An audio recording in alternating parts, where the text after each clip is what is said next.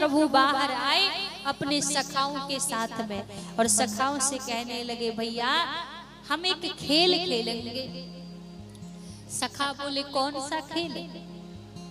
ठाकुर जी ने कहा भैया हम माखन चोरी का खेल खेलेंगे। अब जैसे ही कहा तो सखा कहने लगे कन्हैया देख आज तक हमारे घर में हमारे दादा परदादा ने कबू चोरी ना करी और तू हमें चोरी कर वो सिखावे।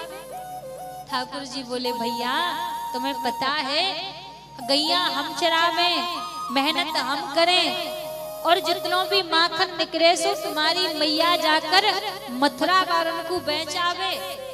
अब बताओ कई दिन राजा की नगरी के मथुरा वासी आकर तुम तो यदि लड़ाई करने लग जाए तुम तो वैसे ही हार जाओगे, दुबले पतले हो और माखन सारो मथुरा वासी खावे तो मथुरा वासी तो बलशाली है। अब ठाकुर जी बोले देख भैया यहाँ में मेरो तो कछु ना है, कहते मेरे घर में तो 9 लाख गैया है, खूब माखन होता है, मैं तो तुम्हारी वजह से कह रहा हूँ। अब ग्वाल वाल बोले बात तो सही है, हम मेहनत करें गैया हम चरावे और माखन मथुरा वाले खावे। सखाओं ने कहा ठीक है। अब आज सारे ग्वाल वाल मिलकर महाराज माखन चोरी करने लगे, घर घर जाकर ठाकुर जी माखन की चोरी करते। अब पूरे गोकुल में बात फैली कि नंद के लाला माखन चुरावे। अब जो गोपियां थी इन सारी गोपियों में महाराज एक गोपी बड़ी ही चतुर थी जिसका नाम था प्रभावती। अब प्रभावती यमुना के किनारे पर गोपियों से कहने लगी कि पता नहीं आप कैसा माखन रखती हो जो कन्हैया चोरी कर कर ले जाते हैं। अरे हमारे घर चोरी करवे आवे कन्हैया तब हम जाने, हमारे घर आवे चोरी करवे। अब वही ठाकुर जी का एक सखा था उसने सारी बात सुन ली, जाकर ठाकुर जी से शिकायत कर दी, कहा लाला आज तो या प्रभावती ने हमें चैलेंज दिया है कि कन्हैया हमारे घर माखन चुरावे आवे तब जाने। ठाकुर जी बोले भैया ऐसी बात है तो फिर तो आज प्रभावती के घर ही चलना चाहिए। सखा बोले हाँ। सारे ग्वाल वाल मिलकर आज प्रभावती के घर आए। बड़ी चतुर गोपी थी, इसने माखन को ऊपर सीके पर लटका रखा। अब छोटे छोटे 3-3 2-2 3-3 वर्ष के सखा कैसे माखन निकाले।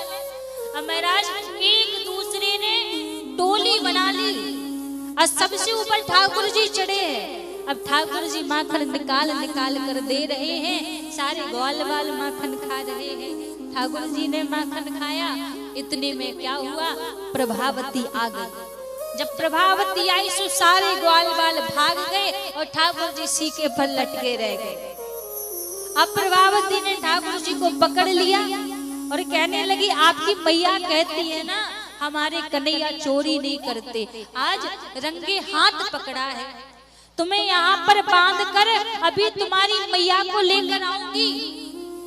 ठाकुर जी को रस्सी से प्रभावती बांधने लगी। अब बार बार बांधती पर प्रभावती को बांध हुई ना आवे, बार बार बांधती बंधे ना ठाकुर जी। ठाकुर जी बोले भाभी तुम कहो तो हम बांधवो सिखाए दें। प्रभावती बोली सिखाए दो, खड़ी रह जाओ। अब प्रभावती जैसी खड़ी हुई ठाकुर जी ने रस्सी को लिया, महाराज 3-4 घंटे करके बांध दी। प्रभावती बोली हाँ कन्हैया अब तो हम सीख गए, अब खोल दो। ठाकुर जी बोले अरे भाभी मैं बतावो तो भूल ही गयो कि मोको बस मैया ने बांध वो सिखायो, खोल वो तो सिखायो ही नहीं। और प्रभावती को बांध कर वहां से भाग गए ठाकुर जी। और दूसरे दिन पूरे गोकुल में बात फैल गई कि प्रभावती बड़ी बड़ी बात करती, कन्हैया हमारे घर आवे तब देखे। अरे हमने तो सुना है कि घर में जाकर बांध दिया प्रभावती को। अब इसको बड़ा क्रोध आए। अब दूसरा दिन हुआ, ठाकुर जी कहने लगे सखाओं से भैया या प्रभावती के घर को माखन तो बड़ी स्वाद को हतो, जो ना आज फिर के घर में चले। सखाओं ने कहा जैसी आपकी इच्छा। दूसरे दिन फिर प्रभावती के घर आ गए। आज पता है क्या किया इसने? हर एक मटकी के नीचे गरुड़ घंटी टांग रखी कि जैसे ठाकुर जी आएंगे माखन निकालेंगे सो घंटी बज जाएगी, मैं पकड़ लूंगी जाकर। और ठाकुर जी पहुंच गए। ठाकुर जी जाकर गरुड़ भगवान से बोले, देखो प्रभु, हमें बड़े तेज से भूख लगी है, हम सब माखन को खाएंगे, आप बजियो मत। गरुड़ भगवान बोले, जैसी आपकी आज्ञा, बिल्कुल नहीं बजेंगे। अब एक एक करके सारे सखाओं ने माखन खा लिया, गरुड़ भगवान नहीं बजे। बंदर पीछे से आते थे, बंदरों को भी माखन खिला दिया ठाकुर जी ने, फिर भी गरुड़ भगवान नहीं बजे। अब ठाकुर जी ने सोचा थोड़ा सा हम भी खा लें माखन। अब जैसी ठाकुर जी ने माखन लिया और जैसी मुख से माखन लगाया, गरुड़ भगवान बज पड़े। अब गरुड़ भगवान बज पड़े, सखा फिर भाग गए, ठाकुर जी फिर लटके रहे। अब ठाकुर जी गरुड़ भगवान से बोले, हमने आपसे कहा था बजना मत, आप क्यों बजे? गरुड़ भगवान बोले, प्रभु, एक ही तो मेरे जीवन में सौभाग्य है कि जब आपको भोग लगता है तभी तो गरुड़ घंटी बजाते हैं, आप वो भी सौभाग्य हमसे छीन रहे थे। अब भगवान ने कहा कोई बात नहीं। प्रभावती आगे पकड़ दिया ठाकुर जी को, बोली, देखो, पिछली बार तुम्हारी बातों में आकर मुझे बांध कर चले गए थे ना, आज मैं तुम्हारी बातों में नहीं आऊंगी। हाथ पकड़ा प्रभावती ने और ले जाने लगी नंद भवन की ओर। अब ब्रज की रीति है कि बहुएं बड़ा घूंघट करती हैं, तो प्रभावती ने घूंघट कर रखा था। ठाकुर जी को अब डर लग रहा है कि यदि मैया को पता लगा तो मैया बहुत मारेगी, और प्रभावती मैया के पास ले जा रही है। इतने में क्या हुआ, सामने से प्रभावती का देवर आ रहा था।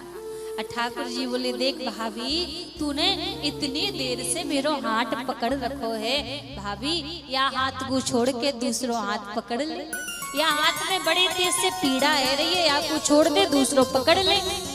अब प्रभावती ने सोची बात तो सही है, कन्हैया के छोटे छोटे कोमल कोमल से हाथ हैं, यदि कछू है गयो तो मैया यशोदा मुंह पे चिल्लाएगी। कहा ठीक है लाला, या हाथ को छोड़ के दूसरो पकड़ लेती हूँ। अब जैसे उस हाथ को छोड़ा यहाँ पर उस गोपी ने, और ठाकुर जी ने आराम से प्रभावती के देवर का हाथ पकड़ा दिया। हाँ भाभी, अब ठीक है, अब चलो।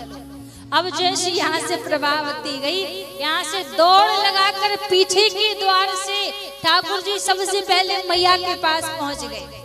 अब प्रभावती पहुंची, मैया को आवाज लगाने लगी, अरे ओ मैया। मैया यशोदा आई, कहा बात है, काहे को चिल्लाए रही है? अरे मैया, आप कहती हो ना मेरो कन्हैया चोरी ना करे। मैया बोली, हाँ मैं तो आज भी कहती हूँ। अच्छा, तभी मैंने रंगे हाथ पकड़ो है, और मुझको पता थी तुम भरोसा ना करोगी, यासो मैं संग में लेकर आई हूँ। अब इतने में ठाकुर जी मैया के बगल में ही खड़े थे। अब मैया बोली, देख एक बार तुम घूंघट उठाकर देख तो ले, कौन को लेके आई है। अब जैसी घूंघट उठायो सो बगल में देखो सो देवर जी, तुम काते आ गए। और देवर जी बोले, भाभी मैं इतनी देर से चिल्ला रहा हूँ, भाभी हाथ छोड़ दे, हाथ छोड़ दे, पर तुमने रट लगा रखी है, बिल्कुल मानती ना। तुमने एक रट लगा रखी, मैया के पास ले जाऊंगी, मैया के पास ले जाऊंगी। अब कहाँ गए? अब ठाकुर जी इशारे में बोले, भाभी संभल जाओ। संभली ना है तो अब की बार तो देवर को हाथ पकड़ायो है, ज्यादा चालाकी दिखाई सो अगली बार खसम को हाथ पकड़ाओ। अब तो महाराज बड़ी लज्जा आई, प्रभावती को वहां से भाग गई। अब